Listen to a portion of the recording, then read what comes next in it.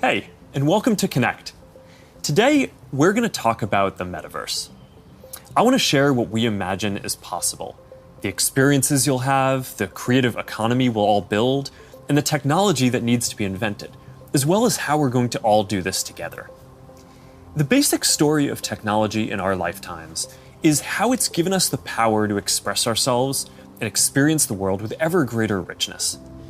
Back when I started Facebook, that mostly meant text that we typed on computers. Then we all got phones with cameras, and the internet became much more visual. And recently, as connections got faster, video has become the main way that we experience content. We've gone from desktop to web to phones, from text to photos to video, but this isn't the end of the line. The next platform and medium will be even more immersive, an embodied internet where you're in the experience, not just looking at it. And we call this the metaverse. And you're going to be able to do almost anything you can imagine. Get together with friends and family, work, learn, play, shop, create, as well as entirely new categories that don't really fit how we think about computers or phones today. Now, since we're doing this remotely today, I figured let's make this special.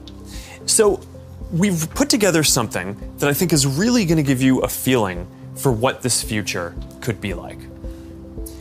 We believe the metaverse will be the successor to the mobile internet. We'll be able to feel present, like we're right there with people, no matter how far apart we actually are. We'll be able to express ourselves in new, joyful, completely immersive ways, and that's going to unlock a lot of amazing new experiences. When I send my parents a video of my kids, they're going to feel like they're right in the moment with us, not peering through a little window. When you play a game with your friends, you'll feel like you're right there together in a different world, not just on your computer by yourself. And when you're in a meeting in the metaverse, it'll feel like you're right in the room together, making eye contact, having a shared sense of space, and not just looking at a grid of faces on a screen. That's what we mean by an embodied internet. Instead of looking at a screen, you're going to be in these experiences. Everything we do online today, connecting socially, entertainment, games, work, is going to be more natural and vivid. This isn't about spending more time on screens. It's about making the time that we already spend better. Screens just can't convey the full range of human expression and connection. They can't deliver that deep feeling of presence. But the next version of the internet can. That's what we should be working towards. Technology that's built around people and how we actually experience the world and interact with each other. That's what the metaverse is all about. Now, the best way to understand the metaverse is to experience it yourself, but it's a little tough because it doesn't fully exist yet. Some of the basic building blocks are here though, and others are starting to emerge as we speak. We're starting to get a sense of how it could all come together and what it could feel like. So today we're going to do something a little bit different. Rather than just focusing on this year's products like a normal keynote, we're going to talk about the future. So let's start by exploring what different kinds of metaverse experiences could feel like, starting with the most important experience of all, connecting with people.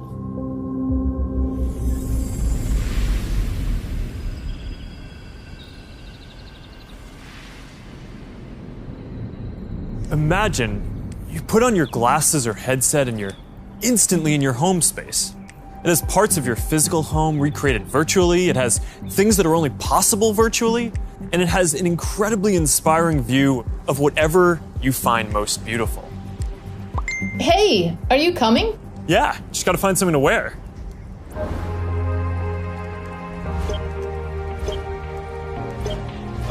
All right, perfect. Boy. Oh, hey, Mark. Hey, what's going on? Hey, Mark. Hi, Mark. What's up, Mark? Whoa, we're floating in space? Uh-huh. Who made this place? It's awesome. Right? It's from a creator I met in LA. This place is amazing. Boz, is that you? Of course it's me. You know I had to be the robot, man. I thought I was supposed to be the robot. Whoa. I knew you were bluffing. Hey, wait. Where is Naomi? Let's call her. Naomi. Hey, should we deal you in? Hey. Sorry, I'm running late, but you've got to see what we're checking out. There's an artist going around Soho hiding AR pieces for people to find. 3D street art? That's cool. Send that link over so we can all look at it. This is stunning. Okay, that is something. It's awesome. I love the movement. Wait, it's disappearing. This is amazing. Hold on. I'll tip the artist and they'll extend it. Wow. Brilliant. If you guys like it here, I have another room that you're gonna love. Check out this forest room. Huh, let's see it. Koi fish that fly? That's new. This is wild. Hey, one sec, Boz, it's Priscilla. Hey, you have to see this. Beast is going crazy. Oh, I love that guy. We've got to show that to the kids. Can you also send that to my dad? I'll message him. All right, see you at home. This place is great, Boz, but there's something I got to get back to. All right, so that's a glimpse of a few ways that we're going to be able to get together and socialize in the metaverse. It's a ways off, but you can start to see some of the fundamental building blocks take shape. First, the feeling of presence. This is the defining quality of the metaverse. You're going to really feel like you're there with other people. You'll see their facial expressions, you'll see their body language, maybe figure out if they're actually holding a winning hand. All the subtle ways that we communicate that today's technology can't quite deliver. Next, there are avatars, and that's how we're going to represent ourselves in the metaverse. Avatars will be as common as profile pictures today, but instead of a static image, they're going to be living 3D representations of you. Your expressions, your gestures, that are going to make interactions much richer than anything that's possible online today. You'll probably have a photorealistic avatar for work, a stylized one for hanging out, and maybe even a fantasy one for gaming. You're going to have a wardrobe of virtual clothes for different occasions, designed by different creators and from different apps and experiences. Importantly, you should be able to bring your avatar and digital items across different apps and experiences in the metaverse. Beyond avatars, there is your home space. You're going to be able to design it to look the way you want, maybe put up your own pictures and videos and store your digital goods. You're going to be able to invite people over, play games and hang out. You'll also even have a home office where you can work. Your home is your personal space from which you can teleport to anywhere you want. Now, speaking of teleporting, there are going to be all kinds of different spaces that people make. Rooms like the ones that we just saw, but also games and whole worlds that you can teleport in and out of whenever you want. Teleporting around the metaverse is going to be like clicking a link on the internet. It's an open standard. In order to unlock the potential of the metaverse, there needs to be interoperability. And that goes beyond just taking your avatar and digital items across different apps and experiences, which we are already building an API to support. You want to know that when you buy something or create something, that your items will be useful in a lot of contexts and you're not going to be locked into one world or platform. You want to know that you own your items, not a platform. Now, this is going to require not just technical work, like some of the important projects that are going on around crypto and NFTs in the community now.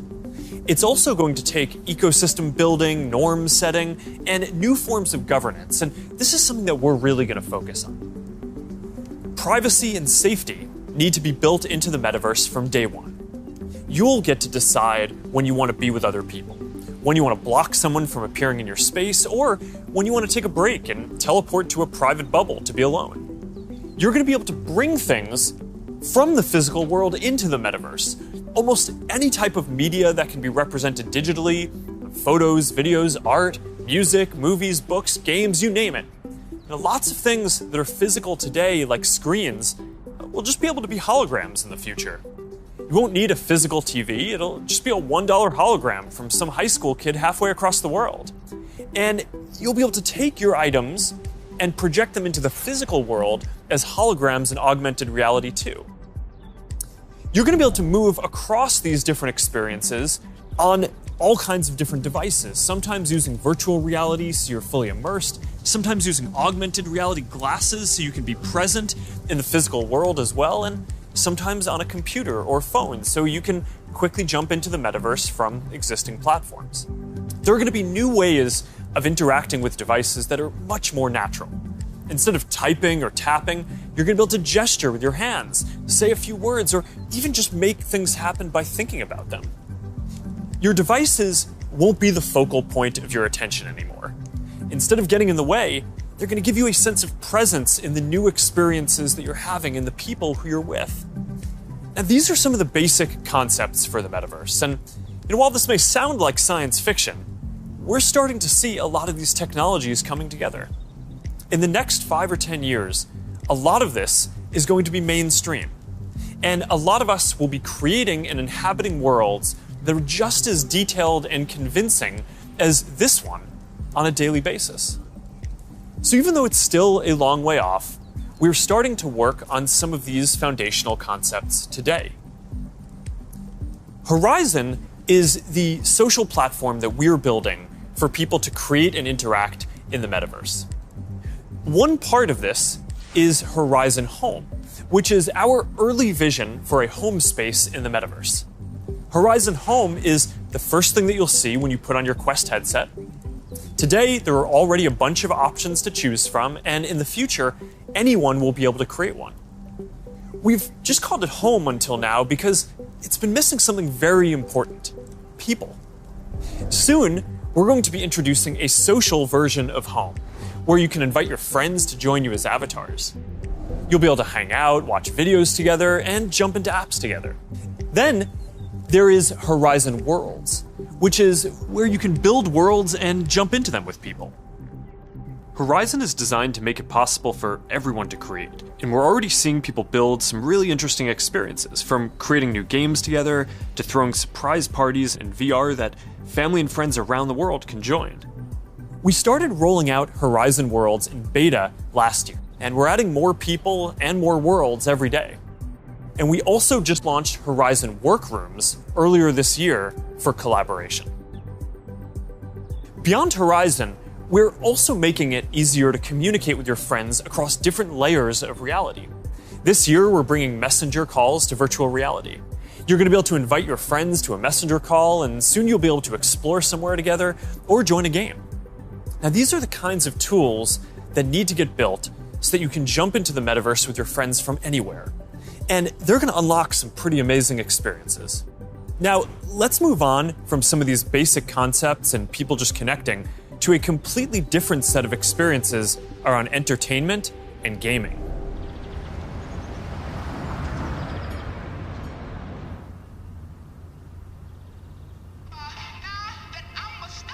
Imagine your best friend is at a concert somewhere across the world. What if you could be there with her? I'm packing all my sneakers. I never had a club. Yo. You're here! Tell it like it is. Tell what you love, how you live. I'm talking when you're doing what you're doing. Just tell the truth. Just tell it, just tell it, just tell it, just tell it. I'm talking.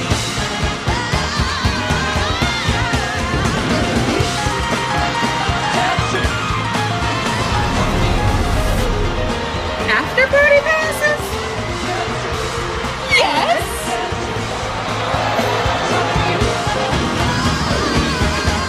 I want you to tell it like it is. Love how you live. When you're doing what you do, just tell the truth.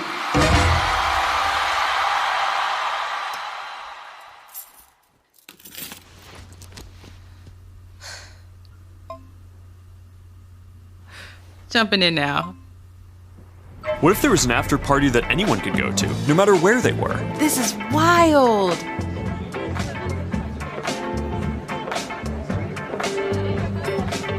Hey, check this out. Charity auction happening. Oh, there's swag. And when you go to the after party, you could connect with other fans, hear new versions of your favorite songs, and check out the merch that just dropped. Ooh, I like that one. Well, now you've got to get it.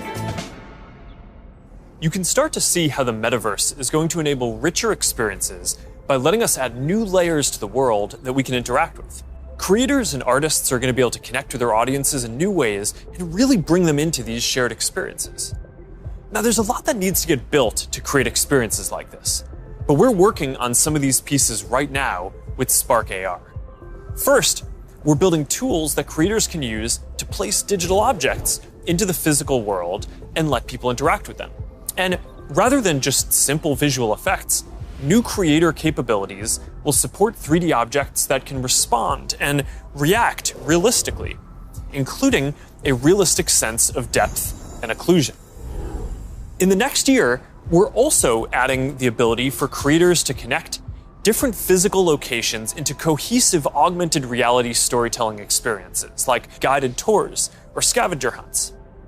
We're also building a Horizon marketplace, where creators can sell and share 3D digital items. And our hope is that this will enable a lot more commerce and help grow the overall metaverse economy. Because at the end of the day, it is really the creators and developers who are going to build the metaverse and make this real. And to make sure that there's an ecosystem that can sustain hundreds of thousands of people working on this, which is what we're going to need to bring this to life, then it's critical that creators and developers can make a good living doing this work. Now, if you ask people today what they thought the metaverse was, a lot of people would probably say it was a Spider-Man movie. But the people who actually follow the space would say it's about gaming. And that's because gaming provides many of the most immersive experiences, and it is the biggest entertainment industry by far. Gaming in the metaverse is going to span from immersive experiences in fantasy worlds to bringing simple games into our everyday lives through holograms. Maybe you'll play old games in new ways. So, Barcelona, huh? Well, it's not New York, but I like it. New York misses you. What's that? I said, let me put my game face on so I can beat you. Okay. Check. I gotta try another game face next time. Maybe you'll go head-to-head with players from around the world. Like a shop. Some call it skill. Keep talking. Or maybe you'll do things that aren't even possible in gaming today.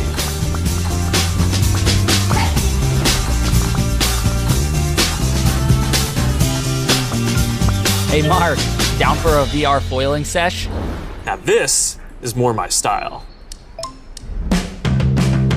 Classic look. All right, nice. Oh, nice choice, Mark. Ready to shred. All right, here we go. Whoa. Whoa, hang in there, Mark. That's not good. Hit this section, boom. All right, backflip. Yoo-hoo! I've got an idea. Hey, where are you going? Gotta pump it to jump it. What? I didn't even know that was an option. You're not gonna catch me now. Take that, unicorn. Oh, Tube City! Kai, you're out of control. Don't worry, I'll let you win next time. All good. Oh, that was a close one. You want to go again? Maybe later. I'm gonna need a lot more sunscreen though. Oh man. Well, gaming is how a lot of people are going to step into the metaverse for the first time. It already has some of the most fully built out digital goods and the most active creator and developer communities. And major platforms like Epic are working to build out the metaverse, starting with gaming. For our part, we're heavily investing in building a healthy VR and AR ecosystem, so the game studios can keep building and gaming creators can keep creating. Now, Deb from our studios team is joining me. Deb, do you want to take us through some of the exciting games in the pipeline for Quest? Absolutely. Over the years, we've had the opportunity to work with incredible developers like Vertigo Games, the studio behind fan favorite Arizona Sunshine. I love Arizona Sunshine. That game basically got me and my friends through the first few months of the pandemic. That's awesome. If you enjoyed that, Mark, I think you'll be excited that we're partnering with Vertigo on 5 more great games from Deep Silver and others. We'll share more about this lineup very soon. Nice. What else is coming? Well, the metaverse is constantly evolving. So one of the most important aspects will be live service games that launch updates and new downloadable content regularly, like Echo VR, Beat Saber, Onward, Pistol Whip, and more. We're focused on this a lot right now, making sure games can build out active communities. Beat Saber has a passionate community. Oh, I love Beat Saber. So do I. And Beat Saber just passed $100 million in lifetime revenue on Quest alone. It's a great example of a game that keeps releasing fresh content. They've actually been working on evolving the way that you interact with the tracks and feel the music. Also, the team has been working on something really cool. Check this out.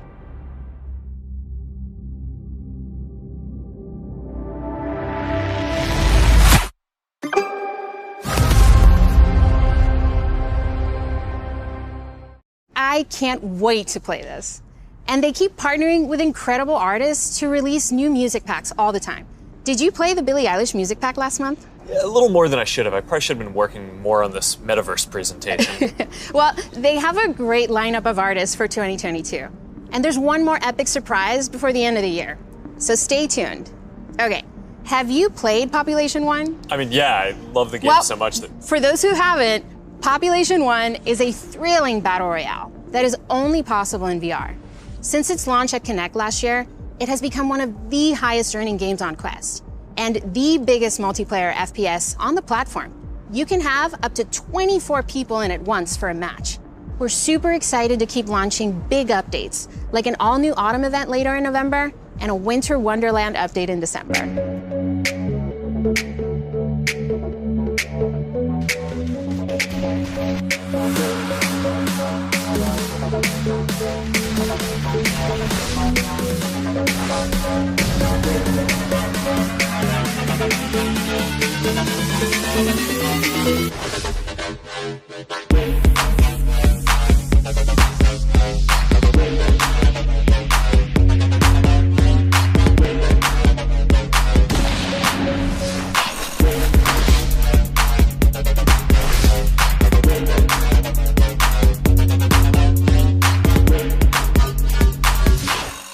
Okay, here's something I know our community has been waiting for. Lay it on us. All right, this is a title from the Warp Frog team. This is the team that set the standard for VR combat physics when it launched on Rift in 2019. That's right, Blade and Sorcery Nomad, the built for VR medieval fantasy sandbox that pairs magic with melee, is launching on Quest later this year.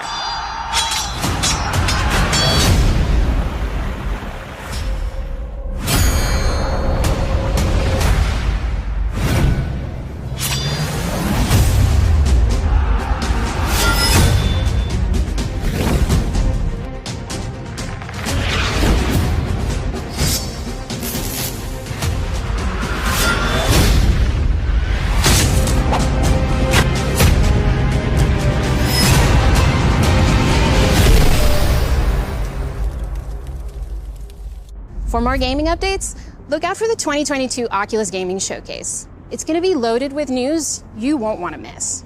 But Mark, I believe you have some news for us as well. Yeah, you know, I have to say, it's really impressive to see this lineup come together over the last few years, but there's one project that I'm really looking forward to. Yeah, this is one of the all-time greats, and we've been working for years to bring it to Quest. I'm excited to announce that the Rockstar Games classic Grand Theft Auto San Andreas is in development for Quest 2. This new version of what I think is one of the greatest games ever made will offer players an entirely new way to experience this iconic open world in virtual reality. That's it, Mark. I'm moving to the metaverse. All right, thanks, Deb. This is going to be amazing. Now, a lot of the most interesting games out there take advantage of how you can move around physically. Being able to look anywhere, move freely, it's just a fundamentally different experience from staring at a screen. This quality of being physically embodied and able to interact with the world and move around inside it, that opens up some completely new experiences that didn't really make sense before on 2D phones or computers. And one example that we are seeing take off is fitness. And speaking of that, I think it's time for my workout. A lot of you are already using Quest to stay fit. It lets you work out in some completely new ways. It's kind of like a Peloton, but instead of a bike, you just have your VR headset, and with it you can do anything from boxing lessons to sword fighting to even dancing.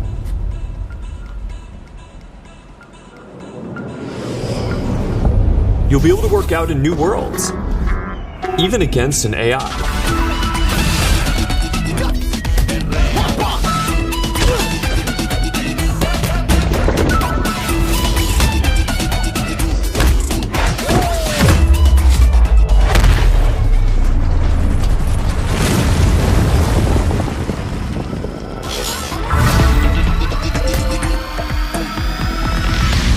Maybe you'll get some friends together for some 3-on-3.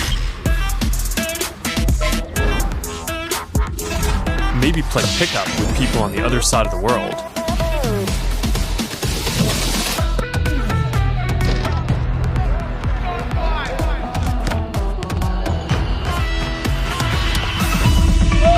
Or Or imagine your Facebook cycling group does an AR charity ride. Let's go! Complete with a leaderboard. Maybe you'll be able to train with the best, like you're right there with them. Like Lee Kiefer, Olympic gold medalist. On guard. Fence. Don't be scared this time.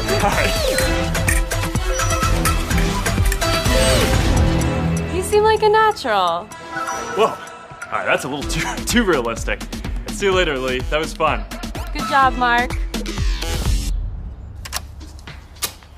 And that's what fitness will be like in the metaverse. Now, I think we're going to see a lot more unique experiences emerging around fitness that take advantage of the full immersion in interactive training. Speaking of which, Supernatural just added boxing to its lineup, FitXR has new fitness studios coming next year, and Player 22 by Rezzil, which is currently used by pro athletes, is adding guided and hand-tracked bodyweight exercises soon. We're making a fitness accessories pack that makes Quest 2 more comfortable with controller grips for when things get a bit intense and a facial interface that you can wipe the sweat off of, making your sessions more comfortable. And that's all coming next year. But enough with the fun and games. It's time for everyone's favorite, work. Over the last year and a half, a lot of us who work in offices have gone remote. And while I miss seeing the people I work with, I think remote work is here to stay for a lot of people. So we're going to need better tools to work together. Let's take a look at what working in the metaverse will be like. Imagine if you could be at the office without the commute. You would still have that sense of presence, shared physical space, those chance interactions that make your day all accessible from anywhere. Now imagine that you have your perfect work setup and you can actually do more than you could in your regular work setup. And on top of all that, you can keep wearing your favorite sweatpants. Looking good. Let's get together real quick for a debrief.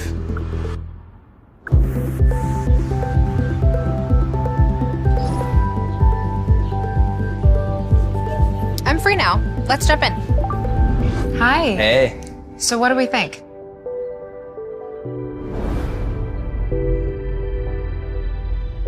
I think it's ready. Great. I'll prep it for the presentation. All right. Good luck.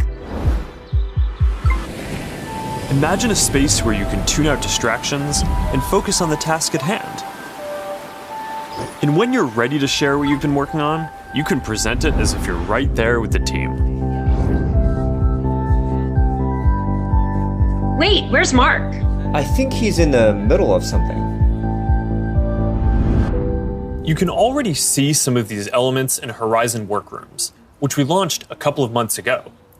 Later this year, we plan to introduce room customization, so you can put your own logos and posters in your workrooms. We're also introducing a new office space in Horizon Home, for when you want your perfect workspace to do some focused work or just cross a few things off your to-do list. We're also announcing 2D progressive web apps for the Quest Store, and as a new developer frameworks, they're easier to build. So you can drop in and check on a work project while you're in VR using services like Dropbox and Slack, or stay connected with Facebook and Instagram. This starts bringing more of your 2D internet services into the metaverse. And as we've focused more on work, and frankly, as we've heard your feedback more broadly, we're working on making it so you can log into Quest with an account other than your personal Facebook account. We're starting to test support for work accounts soon, and we're working on making a broader shift here within the next year. I know this is a big deal for a lot of people. Not everyone wants their social media profile linked to all these other experiences, and I get that, especially as the metaverse expands. And I'll share more about that later. But I'm genuinely optimistic about work in the metaverse. We know from the last couple of years that a lot of people can effectively work from anywhere. But hybrid is going to be a lot more complex, when some people are together and others are still remote. So giving everyone the tools to be present, no matter where they are, whether as a hologram sitting next to you in a physical meeting or in a discussion taking place in the metaverse, that's going to be a game changer. I think this could be very positive for our society and economy. Giving people access to jobs in more places, no matter where they live, will be a big deal for spreading opportunity to more people. Dropping our daily commutes will mean less time stuck in traffic and more time doing things that matter. and it'll be good for the environment. Actually, if you travel for work and working in the metaverse means that you just take one less flight each year, that's probably better than almost anything else that you can do for the environment. I think working in the metaverse is going to feel like a huge step forward. And these dynamics, like the ability to teleport places with people and interact around shared projects in virtual space, they're going to be valuable in a lot of other categories of experiences too. So now Marnie, our Chief Business Officer, is going to take us through some of them. Thanks, Mark. We'll see you in a minute. What if you could learn about anything in the world just by bringing it closer to you? So, we're gonna have an astrophysicist in the family. Actually, I have to write this paper. Will you help me? Let's take a closer look. What part of the solar system are we talking about? Saturn. If you were taking astrophysics, you could study in the metaverse. Did you know the rings are made up of billions of icy particles? Really? Look at this.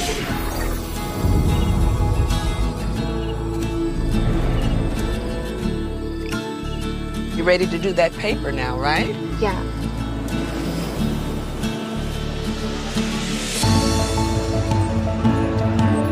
In the metaverse, you'll be able to teleport not just to any place, but any time as well. Ancient Rome.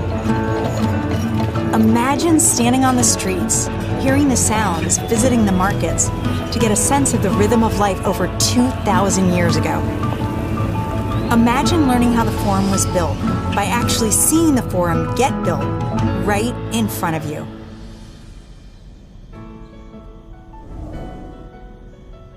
Hi, everyone. I'm Marnie Levine. In the metaverse, learning won't feel anything like the way we've learned before. With a headset or glasses, you'll be able to pull up schematics if you're studying, or maybe even the service manual for a vehicle you're learning to repair.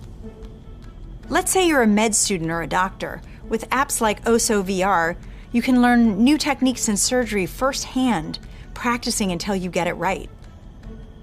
Or, if you're studying Earth science, you could swim through the Great Barrier Reef, get up close to Earth's mightiest insects with your instructor, David Attenborough, whose VR documentary is playing now in Oculus TV. This is a world of intrigue, a world of wonder, a secret world hidden to the human eye.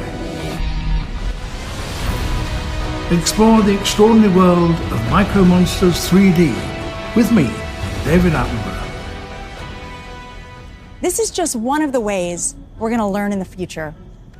But in order to get there, we're going to need to help build the skill sets of the people who build these experiences. So we're setting aside $150 million to train the next generation of creators to build immersive learning content and increase access to devices. And to help more creators make a living building AR effects using Spark AR, we're going to establish a professional curriculum and certification process, make it easier to monetize, and put our Spark AR curriculum on Coursera and edX. Thanks, Marnie.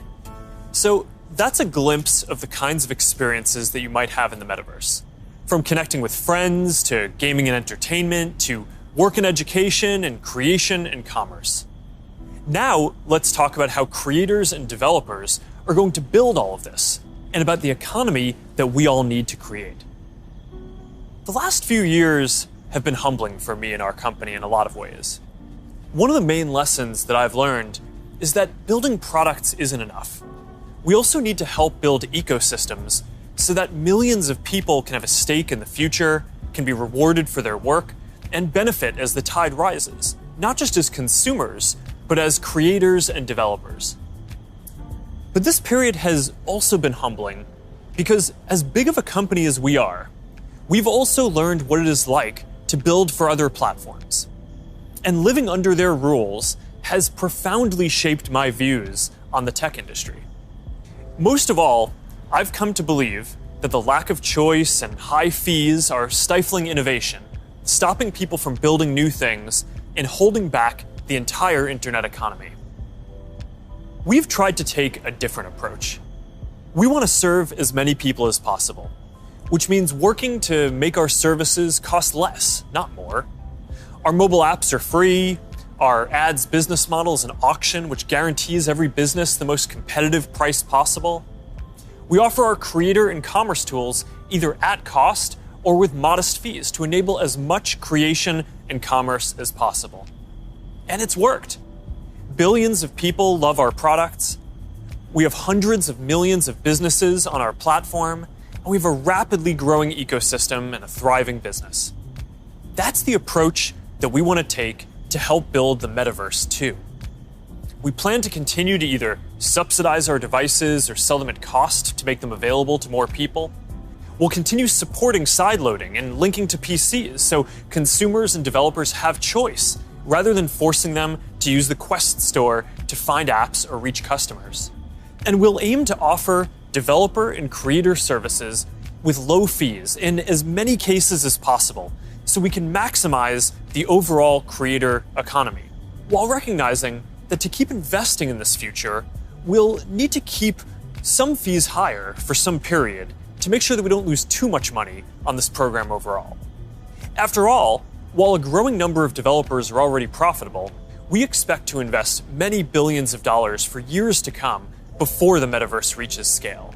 Our hope, though, is that if we all work at it, then within the next decade, the metaverse will reach 1 billion people, host hundreds of billions of dollars of digital commerce, and support jobs for millions of creators and developers. We'll try to lay out how some of this commerce model will work, but I also want to be upfront about the fact that there's a ton that we just don't know yet. What I can tell you, though, is that we are fully committed to this. It is the next chapter of our work, and we believe for the internet overall. And our strategy and track record show that we will do everything we believe is sustainable to grow the community, the creator economy, and the developer ecosystem. And to tell us more about all of that, here's Vishal, our head of Metaverse products. Thanks, Mark. As you said, our approach is to serve as many people, creators, and businesses as we can by keeping fees as low as possible and offering choice. As a company, we have been investing in commerce and creators for many years. But let me take a moment and explain how this will all come to life in the metaverse. For people, the metaverse will offer more choice than we've ever seen before. And most importantly, there will be a real sense of continuity where the things you buy are always available to you. Today, much of what you buy on the internet is inside a single app, website, or game.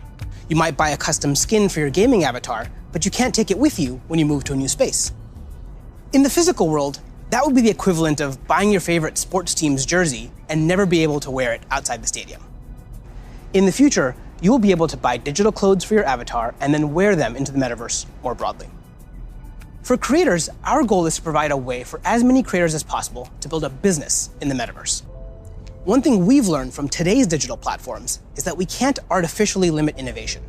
We need to enable as many different types of creators as possible to unlock the best ideas. There will be many different kinds of creators in the metaverse.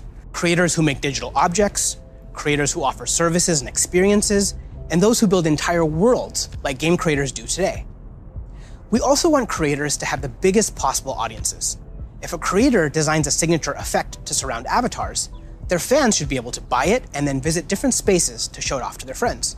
Frankly, if a creator builds any experience, all of their fans should be able to enjoy it. Businesses will be creators too, building out digital spaces or even digital worlds.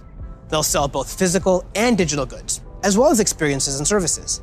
And they'll be able to use ads to ensure the right customers find what they've created.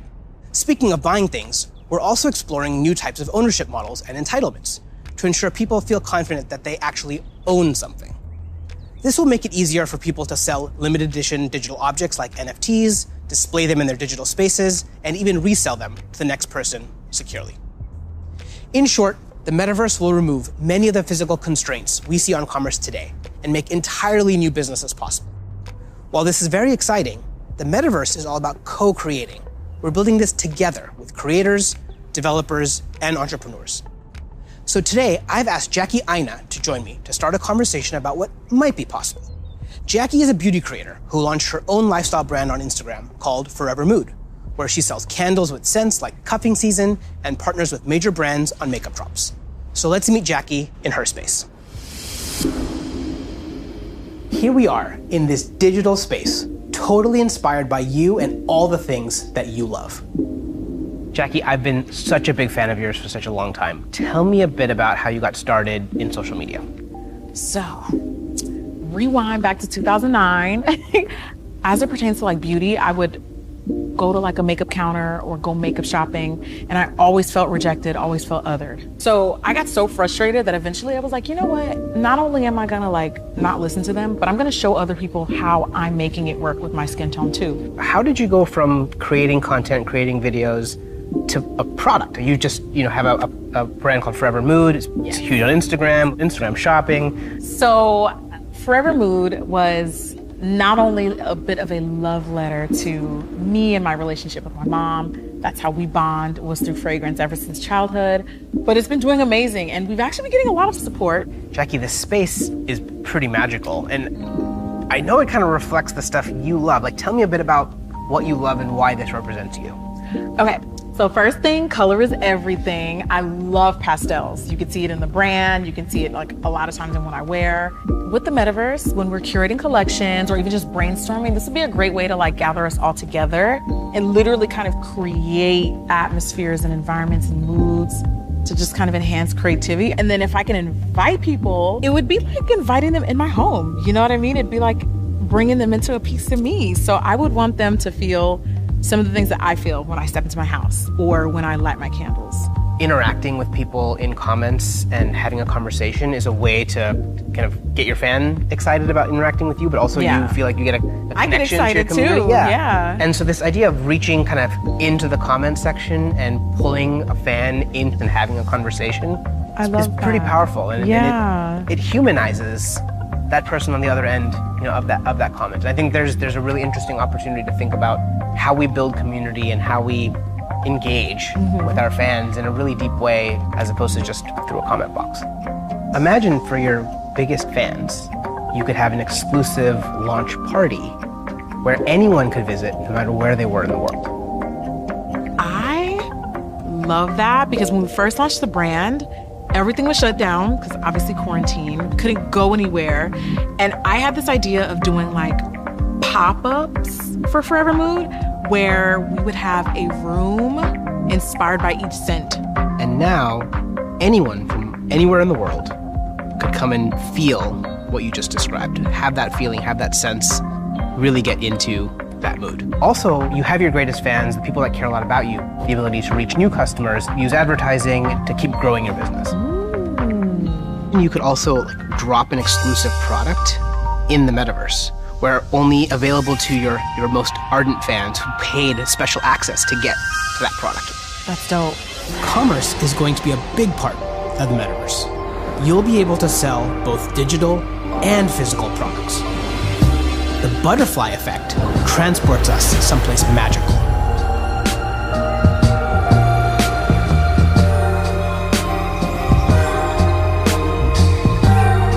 So beautiful.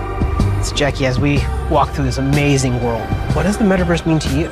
I just feel like this is like endless possibilities with my imagination. I can't even begin to imagine how meaningful the metaverse will be thanks to creators like you.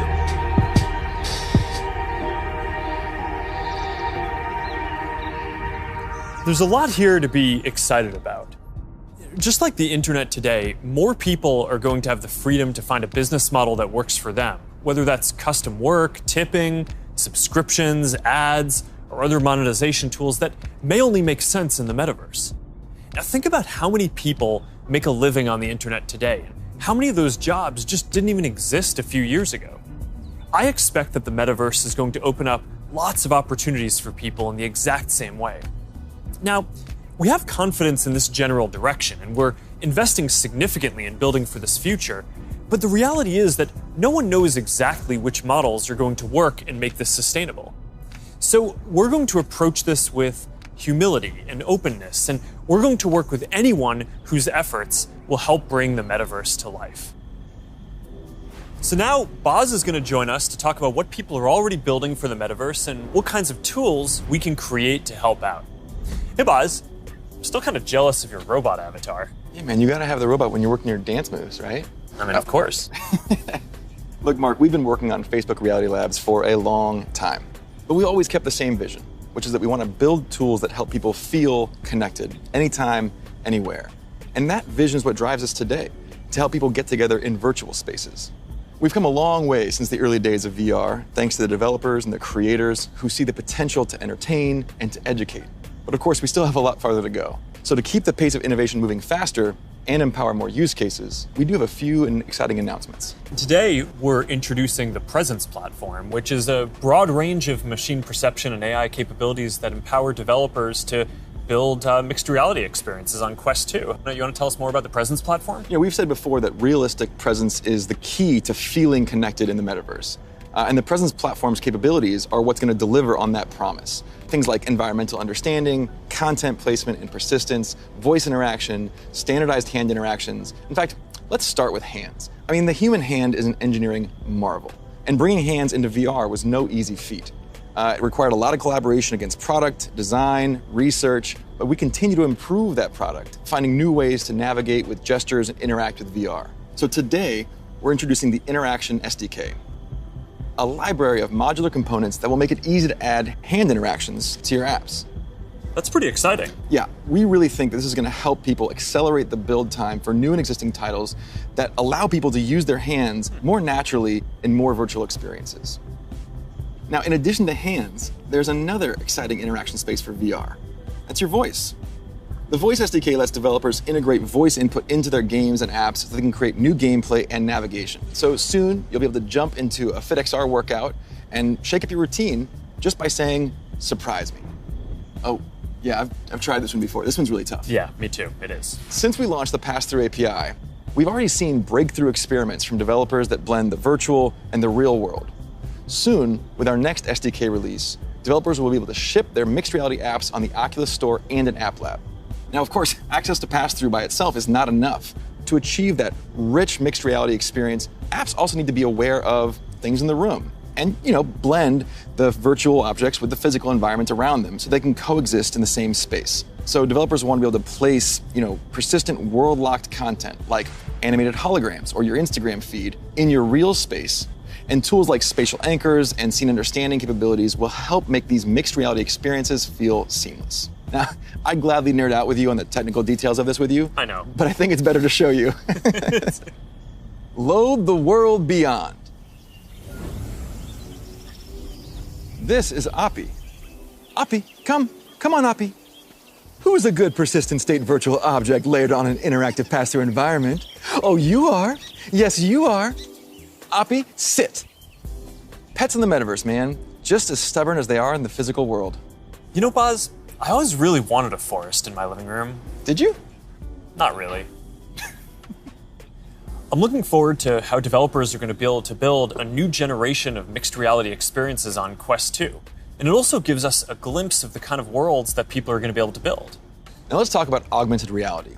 With Spark, we've really focused on those use cases that allow people to both stay engaged with the world around them, but also stay connected to the people that they're not around. And creators are really leading the way here. And we're doing everything we can to support them with our know-how, with our resources, and of course, with tools. And for more on that, I'd like to say hi to Sue, the product director at Facebook Reality Labs and the head of Spark AR. Thanks, guys. Spark AR is focused on building AR experiences that empower people to be more connected and at the same time, more present with the world around them. And creators are helping us build these experiences of today while exploring the possibilities of tomorrow.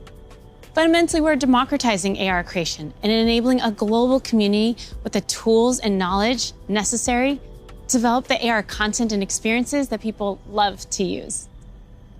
Programs like AR Curriculum enrolled over 22,000 creators in less than a year, and we're adding additional programming to support more advanced creators. And the depth and breadth of content would not be possible without these creators. In 1 week alone, you'll see effects that bring moments like landing on Mars or the launch of a new album to life, all by tapping into everyone's imaginations. We're also powering experiences across Facebook, so imagine playing that AR battleship game from your phone with a friend in the metaverse or on an augmented call.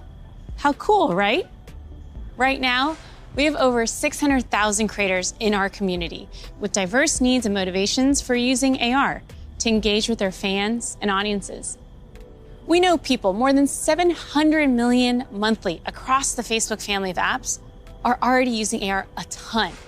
We see over 80 billion effects applied per month, and we want to make it even easier for anyone to find their spark. So we created a tool, codenamed Polar, that makes AR creation possible for novice creators who have no prior experience in art, 2D or 3D design, or programming. Think paint by numbers. So creators whose first love might be photography, video, or dance can enhance their content for their own special effects. And that's an important piece of this vision and this community. It's open to anyone and everyone who's curious. And the metaverse is well positioned to be a strong digital economy for creators from all walks of life. This is primitive to a functioning metaverse. And we want to make sure creators are ready to share their creativity and capitalize on this emerging opportunity from day one. Thanks, Sue. So that's some of the software platform that needs to get built to deliver the metaverse. But there are other important considerations here too. Hey, Nick. Hey, Mark. Hope I'm not interrupting. You got a sec? Have you got Oppie with you? I think Oppie's still in the virtual forest, but I always have time for you. What's going on? Look, I just love the presentation so far. It's such visionary stuff. But as you mentioned early on, with all big technological advances, there are inevitably going to be all sorts of challenges and uncertainties. And I know you've talked about this a bit already, but people want to know how we're going to do all this in a responsible way, and especially that we play our part in helping to keep people safe and protect their privacy online. Yeah, that's right. This is incredibly important. The way I look at it is that in the past, the speed that new technologies emerged sometimes left policymakers and regulators playing catch-up. So on the one hand, companies get accused of charging ahead too quickly, and on the other, tech people feel that progress can't afford to wait for the slower pace of regulation. And I really think that it doesn't have to be the case this time round, because we have years until the metaverse we envision is fully realized. So this is the start of the journey, not the end. Like I said earlier, interoperability, open standards, privacy, and safety need to be built into the metaverse from day one. And with all the novel technologies that are being developed, everyone who's building for the metaverse should be focused on building responsibly from the beginning. This is one of the lessons that I've internalized from the last 5 years. It's that you really want to emphasize these principles from the start. So at Connect last year, Boz outlined our responsible innovation principles, and the first one was never surprise people. Right, and that means being transparent about how things work, what data is collected, and how that data is used over time. It also means giving people easy-to-use safety controls, as well as age guidance and parental controls for when youngsters are using these products. And we're spending a lot of time talking with experts and getting perspectives from outside the company on what we're building, even before we build it. And this is about designing for safety and privacy and inclusion before the products even exist. And one example is what we're doing with Project Aria, our research device that helps inform the AR glasses that we're building. We're also funding external research on this. You know, last year we announced grants for research on the impact of AR, VR, and smart devices on people who aren't currently using them, especially communities whose perspectives have often been overlooked, as well as best practices for creating inclusive environments in virtual spaces. And this year, we're opening up support for even more research because we need those independent perspectives to make sure that we're living up to another one of our principles, consider everyone. And that point is so important because this is a collaborative exercise. And in particular, we need to make sure the human rights and civil rights communities are involved. So these technologies are built in a way that's inclusive and empowering. One of the advantages of starting right now is that we can collaborate with people at the very early stages of development, like what we're doing through the new fund that you announced a few weeks ago. Yeah, the XR Programs and Research Fund. It's a 2-year, $50 million investment in programs and external research with organizations all over the world, like Howard University, Women in Immersive Tech, Africa No Filter, and universities in Seoul, Hong Kong, and Singapore. And this is crucial because, as we've said, The metaverse isn't something we're building so much as it's something we're building for. Across the industry, we need to bring that same imagination and commitment to building for interoperability, openness, safety, and privacy as we do for all the other product aspects of the metaverse. These have to be fundamental building blocks, just like the other software and experiences that we've been talking about. Right. All right, thanks, Nick. So, one thing that we haven't talked about much yet is the future of hardware that will help bring the metaverse to life. We're working on multiple new products to advance the state of the art, unlock richer social interactions, and make it a lot easier to be productive. That must be Angela, our head of VR devices. Hey, Angela. Hey, Mark. Is that what I think it is? I sure hope it is. All right, come on in. So, what do you think is the most exciting thing that we're working on right now? That's hard to say. You know, we have such an exciting pipeline. But next year, we are releasing a new product that will push the boundaries of VR even further. We've codenamed it Project Cambria. So, this isn't the next Quest. It's going to be compatible with Quest, but Cambria will be a completely new, advanced, and high-end product, and it'll be at the higher end of the price spectrum, too. Our plan here is to keep building out this product line to release our most advanced technology before we can hit the price points that we target with Quest. All right, so let's talk about some of the new advances here. Yeah, sure. There's a ton of new tech going into Cambria. For example, your avatar will be able to make natural eye contact and reflect your facial expressions in real time. This way, people you're interacting with will have a real sense of how you're actually feeling. It does mean building more sensors into a form factor that's comfortable to wear for a while. And because we want VR to be for everyone, we also have to make sure avatars represent a diverse set of human facial features and skin tones, as well as paying attention to things like glasses and beards that might get in the way of some of the sensors. So that's going to be a big step forward for social presence, and I'm really glad that we're focused on making it inclusive from the start. Now, what about unlocking more mixed reality experiences? I mean, imagine working at your virtual desk with multiple screens while seeing your real desk so clearly that you can pick up a pen and write notes without taking your headset off. Or, you're doing a workout with a virtual instructor in your living room. It's going to be so cool. We're already seeing the potentials of these kinds of experiences today as people are building for our pass-through API. But with Cambria, we'll be taking this to the next level with high-resolution, colored, mixed reality pass-through. We essentially combine an array of sensors with reconstruction algorithms to represent your physical world in the headset with a sense of depth and perspective. Now, we're still a ways away from exactly matching what our eyes see in the physical world, but we're pretty encouraged by how far we've been able to advance the pass-through experience so far. Definitely, but we also need to push the visuals to the next level. So let's talk about the progress that we're making on optics. Yeah, we're pushing the limits of display technology and form factor with something called pancake optics.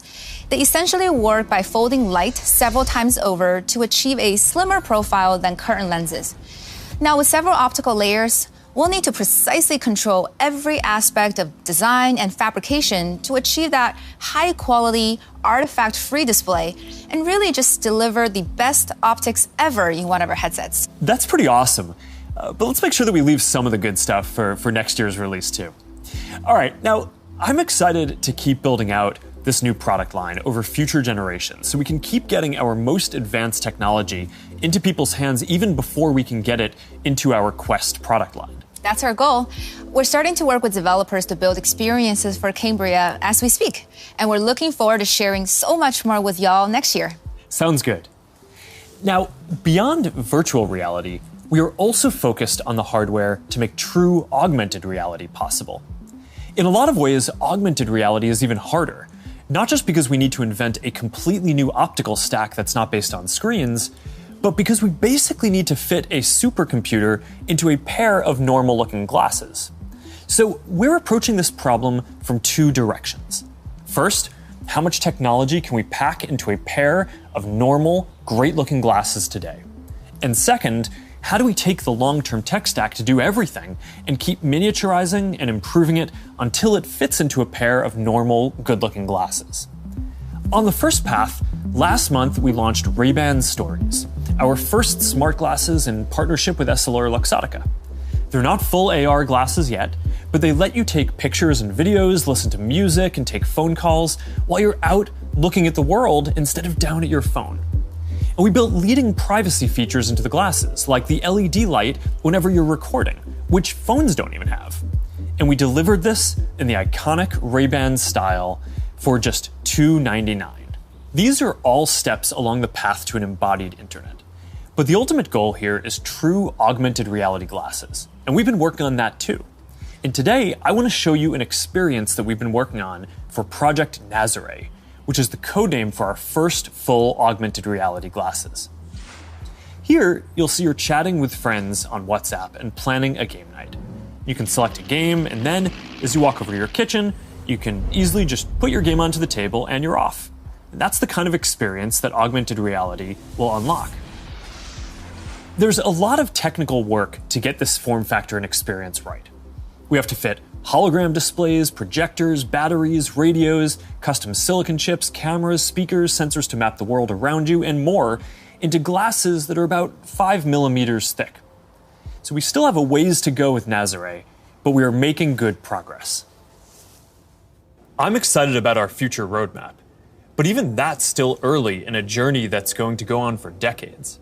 Immersive all-day experiences will require a lot of novel technologies. And for the last 7 years, our research team has been working on a broad array of technologies that are necessary for these next-generation platforms. Michael Abrash leads this team, and he's going to join me to talk about some of the future technology that we're developing. Hey, Michael, do you want to take everyone through our roadmap? Sure. That covers a lot of ground, though. It's going to take about a dozen major technological breakthroughs to get to the next-generation metaverse, and we're working on all of them. Displays, audio, input, haptics, hand tracking, eye tracking, mixed reality, sensors, graphics, computer vision, avatars, perceptual science, AI, and more. Yeah, you're right. That's a lot. We probably only have time for a couple right now. You want to pick a few? Well, I think the metaverse is really going to be first and foremost about connecting people. So I'd say let's start with avatars. Yeah, I agree. The goal here is to have both realistic and stylized avatars that create a deep feeling that we're present with people. Exactly, and we've shown codec avatars before. Well, what can your face do? Can you show us? Well, I've always hoped you would ask me that question. And it's a remarkable experience to see codec avatars in VR, and photorealistic avatars will be a huge breakthrough. But they're only part of the picture. Yeah, because you're not always going to want to look exactly like yourself. That's why people shave their beards, dress up, style their hair, put on makeup, or get tattoos. And of course, you'll be able to do all of that and more in the metaverse. So this next video shows how we're making progress on part of that with hair and skin rendering and relighting for 3D avatars. She's going for a medical field. I think she was interested into... Now, I want to point out this technology is still very definitely research, but it shows the really high level of fidelity that avatars are ultimately going to need to reach. Notice that you can see the individual pores on his skin. Now, clothing is another important way to express yourself. And whether you want to simulate your actual garments, say you're making a quick call with your grandmother, or maybe you just want to be wearing a stylish blue Oxford shirt like me, you're going to need the ability to simulate clothing. So here's an early look at hand-cloth interaction. And you can see how the movement of the cloth when the hand touches and stretches it is really remarkably accurate. Now, to use your avatar to teleport to a meeting or sit down for a chat in the metaverse, you'll also need realistic virtual spaces to be with people in. So let's look at that. Contrary to how this looks, this is actually not a video of the physical world. It's a 3D reconstruction of a mock apartment, which I guess just became clear when that bowl took off by itself. Exactly. So what you can see here is that a researcher is moving around various objects on the right, and then on the left you can see the high-fidelity real-time rendering of the space in the moving objects on the left without the researcher. So what's critical here is that this is all happening in real time. That's what's novel here, and that's what differentiates it from CGI. So what we've seen so far is pretty awesome, but we all know what we want. We want the whole package, a full-body avatar in a virtual environment, so you're just there. Last year, we showed our very first full-body codec avatar at Connect. Here to tell you more about our progress since then is Yasser Sheikh. Hi there.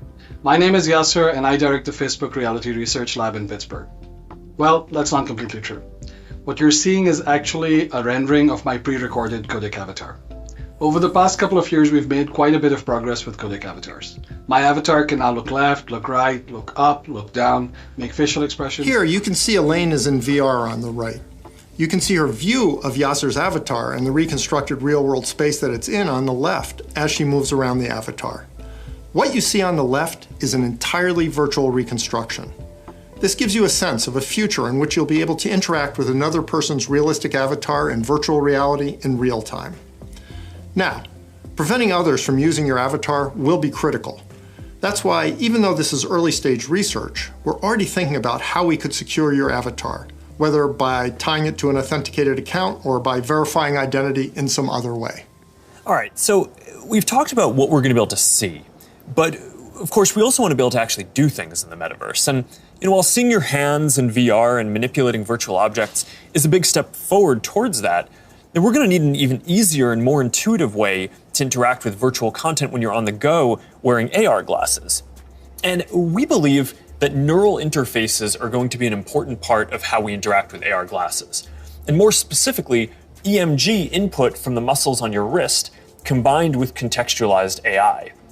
It turns out that we all have unused neuromotor pathways, and with simple and perhaps even imperceptible gestures, sensors will one day be able to translate those neuromotor signals into digital commands that enable you to control your devices. It's pretty wild. So let's take a look at what EMG input is going to be able to do and where we are with it today. This video shows some of the ways that we think that wrist-based neural interfaces can provide an important input tool for AR glasses. So at first, that input is going to just be around enabling basic gestures, click, scroll, select. But as the technology evolves, EMG input could potentially unlock full-speed typing, and it could give you subtle, personalized controls that you can use in any situation. This is genuinely unprecedented technology. So let's look at an early prototype that shows how it could be used in AR. This experimental UI shows for the first time how EMG input could one day allow you to send a message in AR with your hand resting comfortably at your side without ever having to look at a screen. Notice how the researcher used an overt and highly visible click gesture to send the first message. We've made a lot of progress over the last year, and we're now able to do the same thing with the smallest of movements of the hand. EMG enables this by picking up subtle neuromotor commands with remarkable precision. So basically what you're saying is that you're going to be able to send a text message just by thinking about moving your fingers. That's going to be pretty amazing. But I guess it's just one part of the equation, because the other is AI that understands your context and can give you a simple set of choices based on that context. So let's take a look at an AI interaction model that we've built using Project Aria, our initiative to accelerate research into AR glasses and live maps that we talked about last year. Remember the mock apartment we saw earlier? Well, we've indexed every single object in it, including not only location, but also the texture, geometry, and function of each one. We fed all that information into the Project Aria glasses Ming-Fei is wearing in this next demo. And the reason is to simulate how AR glasses will ultimately be able to access data from a 3D map that will help them identify the real-world objects in the space around you and better understand your context so they can help you. What's happening here is that the glasses are calculating where Ming-Fei is in the room, locating and identifying all the nearby objects based on the index mentioned earlier, and figuring out which of those objects Ming-Fei is interested in by observing her eye movements. That contextual information, in turn, enables the system to offer proactive assistance to Ming-Fei in a variety of ways. Here, the system knows that she may want to turn on the TV, so when she clicks while looking at it, the system turns it on. Ultimately, her AR glasses will tell her what her available actions are at any time. Hey assistant, where's my favorite mug? We're also working on a voice interface that will let you locate any object. Here, the system is displaying the current location of the mug. In the future, it might tell her where it is using speech or text, or it might highlight the location in her glasses. Really, it's an early look at the sort of intuitive, low-friction interface that AI plus EMG input will enable in the future. This is how we'll all be interacting one day. Thanks, Michael. That was awesome. All right, so I hope that gives you a sense of some of the technical challenges that we're working on to deliver deep and immersive experiences in the metaverse. A lot of what we've shown today isn't going to be available in the next year or two. Some of this is still a long way off. But this is some of the most exciting stuff that I've ever gotten to work on, and I'm just incredibly energized to be on this journey with all of you. And there's one more thing that I want to tell you about today. I believe the metaverse is the next chapter for the internet, and it's the next chapter for our company too. So I've been thinking a lot about what this means for our company and who we are as we embark on this journey. We're a company that focuses on connecting people. While most other tech companies focus on how people interact with technology, we focus on building technology so people can interact with each other. One of the reasons I started Facebook was that at the time you could use the internet to find almost anything. Information, news, movies, music, shopping, except for the thing that matters most of all, people. Today, we're seen as a social media company. But in our DNA, we are a company that builds technology to connect people. And the metaverse is the next frontier, just like social networking was when we got started. Facebook was born in a specific time and place, a college campus, the web. It was what we could build at the time to put people back into our experience of technology. But connecting people was always much bigger. From way earlier on, I remember sitting in middle school classes, sketching in my notebooks, ideas that I wanted to code when I got home. And even though I didn't have the skill or technology to build it yet, it was always clear that the dream was to feel present with the people we care about. Isn't that the ultimate promise of technology? To be together with anyone, to be able to teleport anywhere, and to create and experience anything? Yet here we are in 2021, and our devices are still designed around apps, not people. The experiences we're allowed to build and use are more tightly controlled than ever. And high taxes on creative new ideas are stifling. This is not the way that we are meant to use technology. The metaverse gives us an opportunity to change that if we build it well. But it's going to take all of us, creators, developers, companies of all sizes. Together, we can finally put people at the center of our technology and deliver an experience where we are present with each other. Together, we can create a more open platform with more ways to discover experiences and more interoperability between them. And together, we can unlock a massively bigger creative economy. I know the internet story isn't straightforward. Every chapter means new voices and new ideas, and yes, there will be challenges and risks and disruption of established interests. But there will also be opportunities and benefits that we can't even imagine yet. For connection, for creation, for learning, and joy. We'll all need to work together from the beginning to bring the best possible version of this future to life. A future where, with just a pair of glasses, you will be able to step beyond the physical world and into the kinds of experiences that we have talked about today. I've been thinking a lot about our identity as we begin this next chapter. Facebook is one of the most used products in the history of the world. It is an iconic social media brand. But increasingly, it just doesn't encompass everything that we do. Instagram, WhatsApp, Messenger, Quest, now Horizon, Nazare, and more. Building our social media apps will always be an important focus for us. But right now, our brand is so tightly linked to one product that it can't possibly represent everything that we're doing today, let alone in the future. Over time, I hope that we are seen as a metaverse company. And I want to anchor our work and our identity on what we are building towards. We just announced that we are making a fundamental change to our company. We're now looking at and reporting on our business as two different segments. One for our family of apps, and one for our work on future platforms. And as part of this, it is time for us to adopt a new company brand to encompass everything that we do. To reflect who we are and what we hope to build, I am proud to announce that starting today, our company is now Meta. Our mission remains the same. It's still about bringing people together. Our apps and their brands, they're not changing either. And we are still the company that designs technology around people. But now we have a new North Star to help bring the metaverse to life. And we have a new name that reflects the full breadth of what we do and the future that we want to help build. From now on, we're going to be metaverse first, not Facebook first. That means that over time, you won't need to use Facebook to use our other services. And as our new brand starts showing up in our products, I hope that people come to know the Meta brand and the future that we stand for. I used to love studying classics, and the word meta comes from the Greek word meaning beyond. For me, it symbolizes that there is always more to build. There is always a next chapter to the story.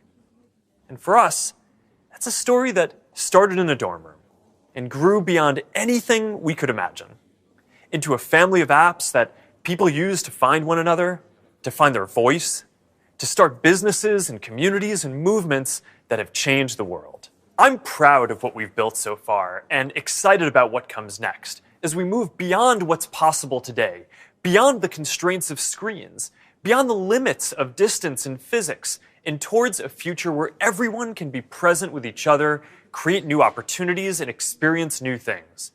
It's a future that is beyond any one company, that will be made by all of us. We've built things that have brought people together in new ways. We've learned a lot from struggling with social issues and living under closed platforms. And now it is time to take everything that we have learned and help build the next chapter. I am dedicating our energy to this more than any other company in the world. And if this is the future that you want to see, then I hope that you will join us. Because the future is going to be beyond anything we can imagine.